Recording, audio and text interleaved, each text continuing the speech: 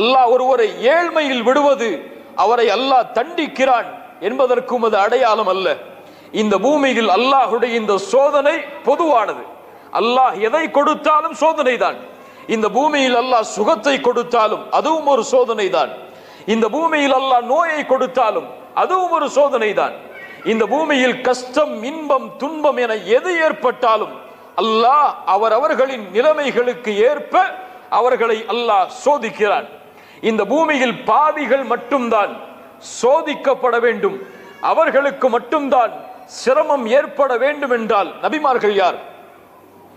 மஅதல்லாஹ், அவர்கள் தூய்மையானவர்கள், சுத்தமானவர்கள். அல்லாஹ்வுடைய ரசூல் ஸல்லல்லாஹு அலைஹி வஸல்லம் சொன்னார்கள், அஷத்துன் நாஸி பலாஅன், இந்த பூமியில் அதிகமாக சோதிக்கப்பட்டவர்கள், சிரமத்திற்கு உள்ளாக்கப்பட்டவர்கள் யார்? நபிமார்கள். அவர்களுக்கு பிறகு வந்தவர்கள்.